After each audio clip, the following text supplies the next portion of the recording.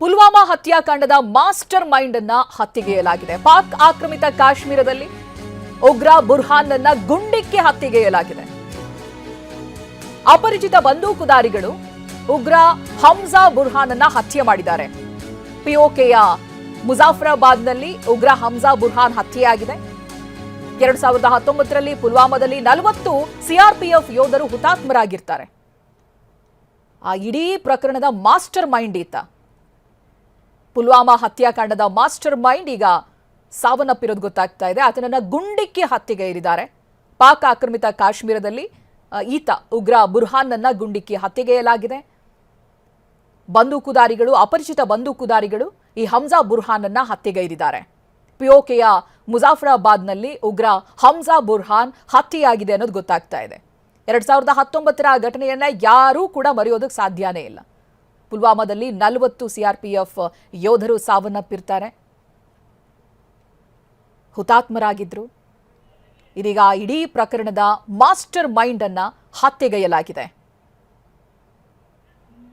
Pulwama ಹತ್ಯಾಕಾಂಡದ master mind finish ಆಗಿದೆ ಅನ್ನೋದು ಗೊತ್ತಾಗ್ತಾ ಇದೆ. ಪಾಕ್ ಆಕ್ರಮಿತ ಕಾಶ್ಮೀರದಲ್ಲಿ ಉಗ್ರ ಬುರ್ಹಾನ್ ಅನ್ನ ಗುಂಡಿಕ್ಕಿ ಹತ್ಯೆಗೈಯಲಾಗಿದೆ. ಯಾರು ಏನು ಅನ್ನೋದು ಗೊತ್ತಿಲ್ಲ. ಅಪರಿಚಿತ ಬಂದೂಕುದಾರಿಗಳು ಬರ್ತಾರೆ, ಈತನನ್ನ ಗುಂಡಿಕ್ಕಿ ಸಾಯಿಸಿದ್ದಾರೆ. ಪಿಒಕೆಯ ಮುಜಾಫರಾಬಾದ್ನಲ್ಲಿ ಉಗ್ರ ಹಮ್ಜಾ ಬುರ್ಹಾನ್ ಹತ್ಯೆಯಾಗಿದೆ. ಪುಲ್ವಾಮಾ ಹತ್ಯಾಕಾಂಡದಲ್ಲಿ 40 ಯೋಧರನ್ನ ಬಲಿ ಪಡಿತಾನೆ ಈತ.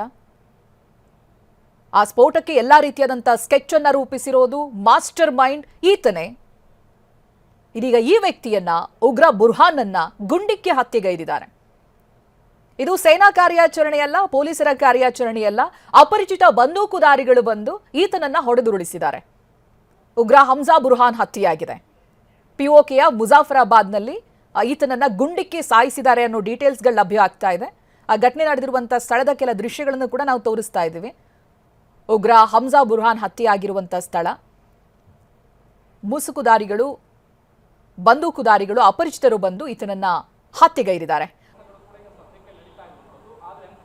ಚೈತ್ರ, ಖಂಡಿತ 2019ರ ಏನು ಪುಲ್ವಾಮಾ ದಾಳಿಯ ಮಾಸ್ಟರ್ ಮೈಂಡ್ ಅನ್ನ ಹತ್ಯೆಗೈಯುವಂಥದ್ದು ಈಗ ಗೊತ್ತಾಗ್ತಾ ಇರೋದು. ಹಮ್ಜಾ ಬುರ್ಹಾನ್ ಅನ್ನೋ ಆರೋಪಿ ಕೂಡ ಈಗ ಪ್ರಮುಖ ಆರೋಪಿ ಅಂತ ಹೇಳ್ಬೋದು. ಈತ ಸಾಕಷ್ಟು ಭಯೋತ್ಪಾದಕ ಕೃತ್ಯಗಳಲ್ಲಿ ಭಾಗಿಯಾಗಿದ್ದ. ಮತ್ತೆ ಪುಲ್ವಾಮಾ ದಾಳಿಯಲ್ಲೂ ಕೂಡ ಈತ ಪ್ರಮುಖ ಆರೋಪಿ ಕೂಡ ಆಗಿರುವಂಥದ್ದು. ಈಗ ಅಪರಿಚಿತ ಬಂದೂಕುದಾರಿಗಳಿಂದ ದಾಳಿ ಮಾಡಲಾಗಿದೆ ಅನ್ನೋದು ಕೂಡ ಗೊತ್ತಾಗ್ತಾ ಇದೆ. ಅಂದ್ರೆ ಸ್ಥಳೀಯ ಪೊಲೀಸರ ಇರ್ಬೋದು, ಏನು ಮತ್ತೆ ಇತರ ಒಂದು ಸಿಬ್ಬಂದಿ ಅಂದ್ರೆ ರಕ್ಷಣಾ ಪಡೆಗಳು ಕೂಡ ಈತ ದಾಳಿ ಮಾಡಿಲ್ಲ. ಆದ್ರೆ ಸ್ಥಳೀಯರು ಹೇಳುವ ಪ್ರಕಾರ ಈಗ ಅಪರಿಚಿತ ಬಂದೂಕುದಾರಿಗಳು ದಾಳಿ ಮಾಡಿದ್ರು ಕೂಡ ಗೊತ್ತಾಗ್ತಾ ಇದೆ.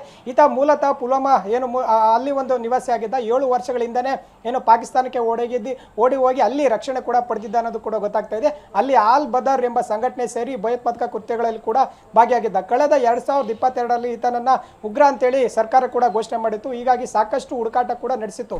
ಪುಲ್ವಾಮಾ ದಾಳಿಯ ಬಳಿಕ ಈತ ಮಾಸ್ಟರ್ ಮೈಂಡ್ ಅನ್ನೋ ಗೊತ್ತಾದಂತಹ ಬಳಿಕ ಕೇಂದ್ರ ಸರ್ಕಾರ ಕೂಡ ನಿರಂತರವಾಗಿ ಈತನ ಹುಡುಕಾಟ ಕೂಡ ನಡೆಸಿತ್ತು. ಆದ್ರೆ ಇವತ್ತು ಅಪರಿಚಿತ ಬಂದೂಕುದಾರಿಗಳಿಂದ ಈತ ಕೊಲೆಯಾಗಿದೆ ಅನ್ನೋದು ಕೂಡ ಗೊತ್ತಾಗ್ತಾ ಇರುವಂಥದ್ದು. ಮತ್ತೆ ಈತ ಸಾಕಷ್ಟು ಏನು ಭಾರತ ವಿರುದ್ಧ ಏನು ಕೃತ್ಯಗಳಲ್ಲಿ ಭಾಗಿಯಾಗಿದ್ದ, ಮತ್ತೆ ನಿರಂತರವಾಗಿ ಉಗ್ರರನ್ನು ಪೋಷಿಸಿದ್ದ ಅನ್ನೋದು ಕೂಡ ಗೊತ್ತಾಗ್ತಾ ಇದೆ. ಅಂದ್ರೆ ಯುವಕರನ್ನ ತನ್ನತ್ತ ಸೆಳೆಯುವಂತ ಪ್ರಯತ್ನ ಕೂಡ ಮಾಡೋದು, ಮತ್ತೆ ಜಮ್ಮು ಕಾಶ್ಮೀರದಲ್ಲಿ ಇದ್ದಂತ ಯುವಕರನ್ನ ಏನು ಕರೆದುಕೊಂಡು ಹೋಗಿ ಉಗ್ರ ಚಟುವಟಿಕೆಗಳಲ್ಲಿ ಭಾಗಿಯಾಗುವಂತ ಪ್ರಯತ್ನ ಕೂಡ ಮಾಡ್ತಿದ್ದ.